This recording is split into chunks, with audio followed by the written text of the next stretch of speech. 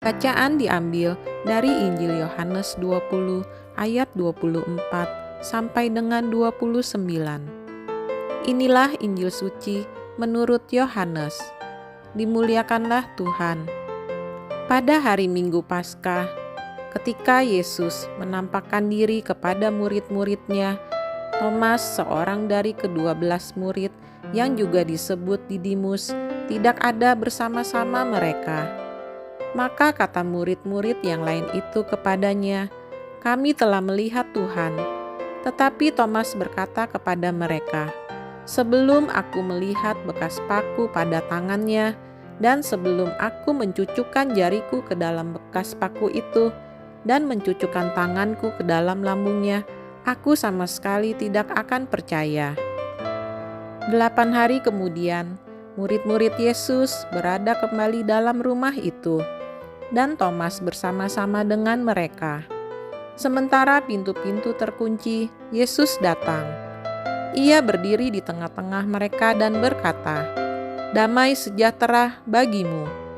Kemudian ia berkata kepada Thomas, "Taruhlah jarimu di sini dan lihatlah tanganku.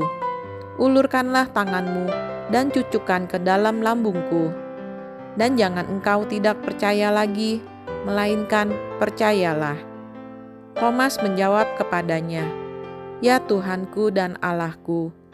Kata Yesus kepadanya, "Karena telah melihat aku, maka engkau percaya. Berbahagialah mereka yang tidak melihat, namun percaya." Demikianlah sabda Tuhan. Terpujilah Kristus. Untuk kita renungkan, Thomas tidak hadir ketika Yesus menampakkan diri kepada para murid setelah kebangkitannya. Karena itu, ia meragukan kesaksian teman-temannya bahwa mereka telah melihat Tuhan. Jawaban sinis Thomas sangat jelas menggambarkan ketidakpercayaannya itu. Ia berkata, "Sebelum aku melihat bekas paku pada tangannya, dan sebelum aku mencucukkan jariku ke dalam bekas paku itu, dan mencucukkan tanganku ke dalam lambungnya, sekali-kali aku tidak akan percaya." Tuhan Yesus sangat baik. 8 hari kemudian, ia berkenan datang kembali dan menjumpai Thomas. Meskipun Thomas sebelumnya mengungkapkan ketidakpercayaannya dengan sinis, Yesus dengan lembut memberi kesempatan kepada Thomas untuk melihat buktinya. "Taruhlah jarimu di sini dan lihatlah tanganku. Ulurkanlah tanganmu dan cucukkan ke dalam lambungku, dan jangan engkau tidak percaya lagi, melainkan percayalah." Reaksi Thomas adalah berseru, "Ya Tuhanku dan Allahku." Betapa indah seruan Thomas ini. Ia memanggil Yesus yang bangkit sebagai Tuhan dan Allah. Thomas dengan ini mengungkapkan imannya akan keilahian Yesus. Ketika melihat Yesus yang bangkit, ia tidak lagi hanya melihat manusia Yesus yang bersama para rasul lain makan bersamanya. Ia melihat Yesus sebagai Tuhan dan Allahnya. Yesus menegur Thomas dan mengatakan kepadanya untuk tidak ragu, tetapi percaya.